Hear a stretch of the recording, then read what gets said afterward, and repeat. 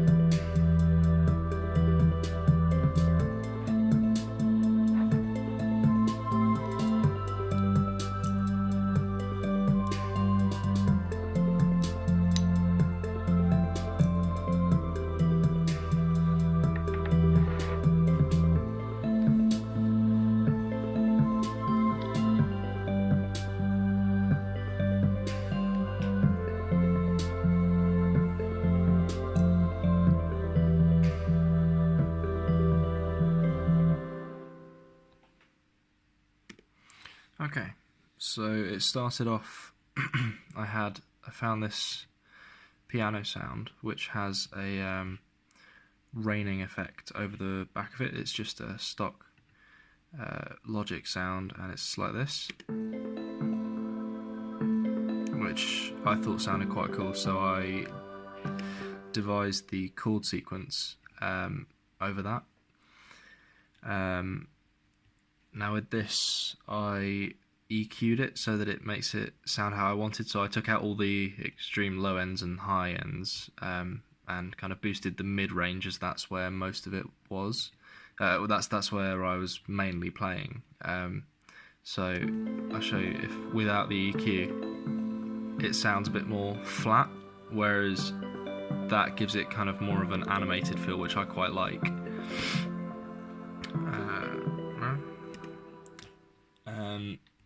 Next, I put the bass synth in, which sounds like this, and that's using the ES2 synthesizer. And what I did there was I put both of these oscillators to a sine wave to give it, because I wanted a really nice smooth bass. I didn't want a sawtooth or anything too biting, so I put it to a sine wave. And then what I did was I pitch shifted one of them down by an octave to give some nice sub bass. So then you get that really nice sub bass as well. And then with the piano, it sounds like this, which kind of gives the bass for most of the melody throughout the whole thing. Then I added in, I EQ'd that as well, so I boosted the low ends as well with that. I didn't take out all the high ends, purely because I wanted quite a rich sound. Then I added in the flutes, which I'll show you here. So the flutes were relatively simple. These ones just played droning notes. So what I did with this was I put a compressor on it and I sidechained that to the kick drum. So Audio 2 here, which is the kick. So then it would give space. You can see that moving there. So then that leaves space for the kick to kind of bite through. So that's with that one. Then with the other flutes, they play more of a melody. So I didn't put compressor on that purely because I wanted it to kind of kick through. I wanted it to come through on top of the drums and everything like that. Then I've got the choir here, which sounds like that, but I've also put sidechain compression on that from the kick.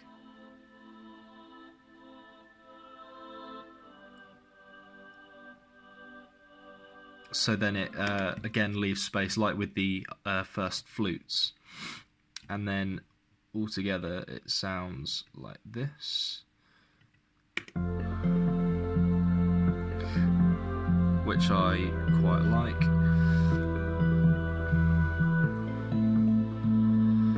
And obviously you can hear the compressor working on these, and obviously that's leaving space here for the kick, which I've sampled. I sampled the with the I've also EQ'd the choir, so I've boosted the 2 to 5K, which is the kind of vocal sweet spot, and then also the mids, purely because that's kind of the sound I was going for. Then you've got the kick here, which I've sampled from Splice. Now this I've again EQ'd like this to make it more punchy. I'll show you here. So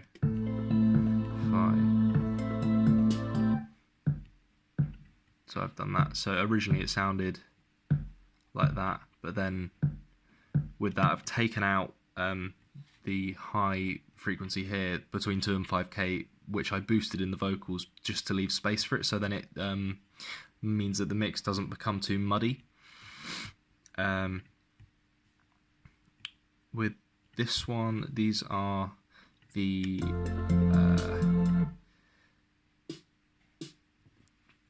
kick. This is like a snare hit, and what I've done here is I've got EQ here where I've taken out the high end, and this again means that the mix becomes less muddy, as it's not got frequencies which I don't necessarily want there.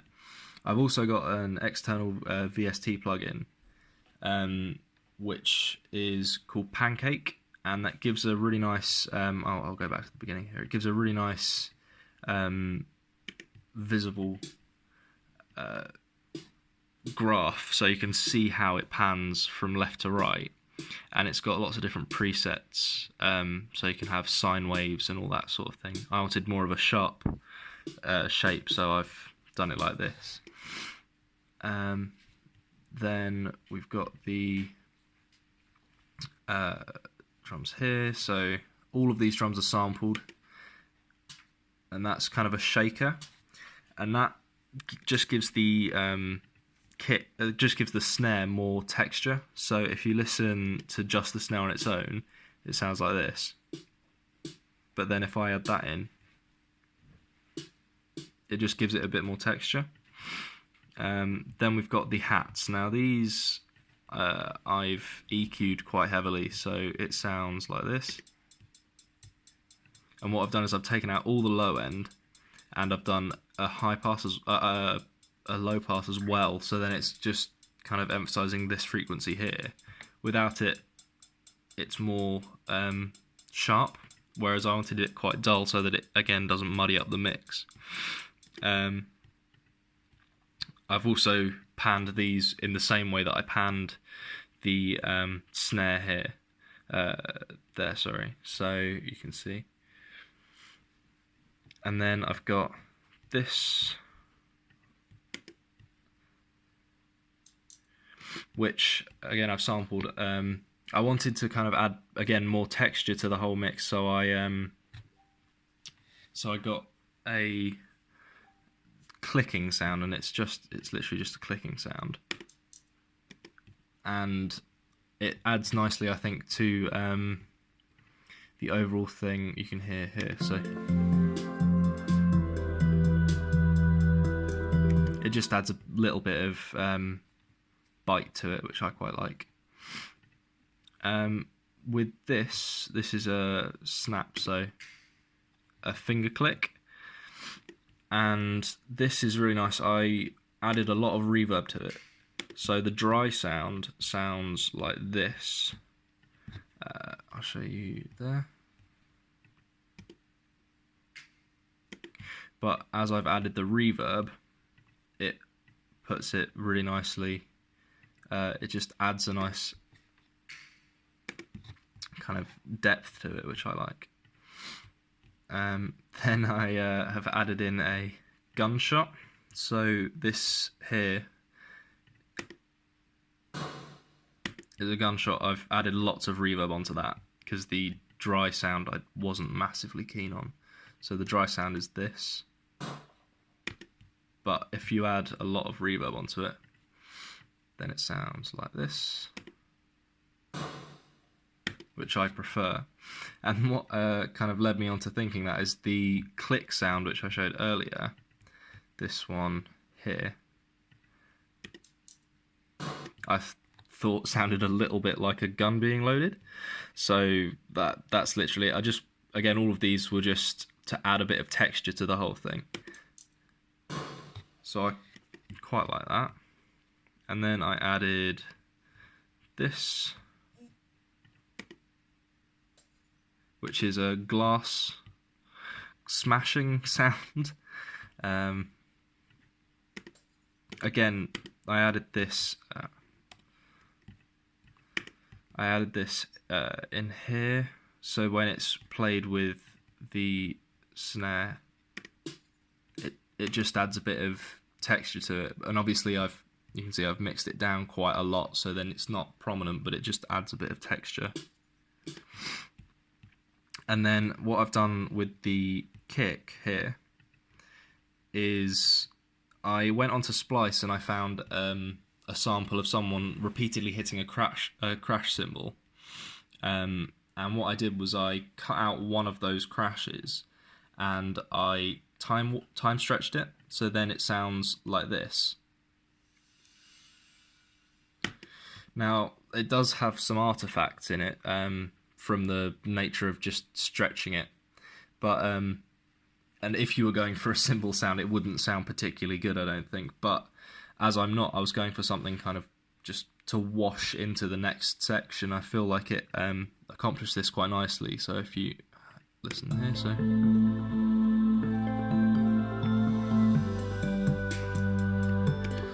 so yeah.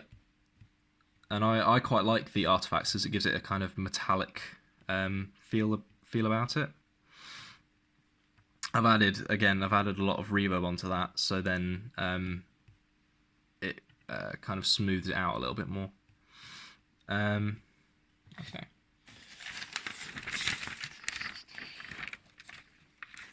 So with the mix, I've added quite a lot of I've done my overall levels here, so there's some automation in it as well, which I'll show in a second.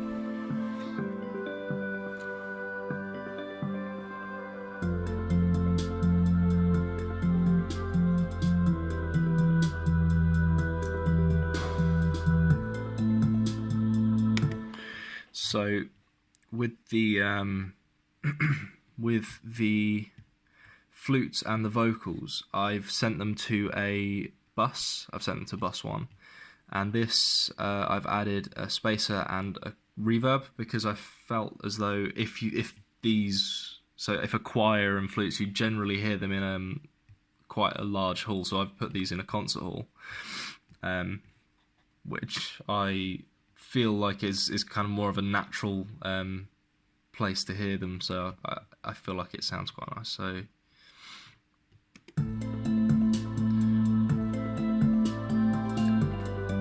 It just makes it sound a little bit more natural. Yeah.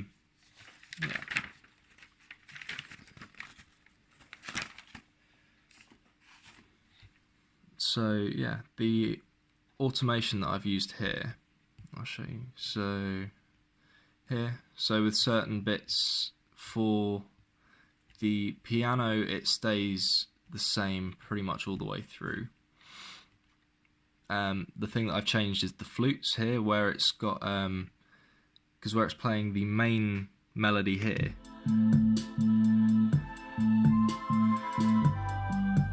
I wanted it to be louder, so then it's more prominent, especially as it's cutting in with all of the drums as well.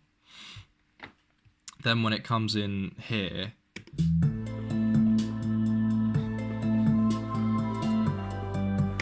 I've lowered the level of it so that it can mix in with the piano coming in, so then it's not too overpowering and it kind of fits in nicely, I feel. I've also lowered the dynamics of the choir at that point, purely because it just leaves a bit more headroom. And then that's similar all the way through. The flutes get quieter here, so they kind of gradually get quieter until the last phase when it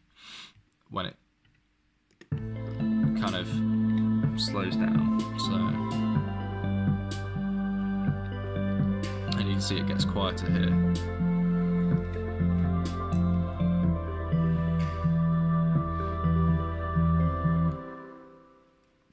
And the reason I've done that is just so that it kind of, because I've taken out the hats, so it kind of calms it down a bit as well, which is quite nice.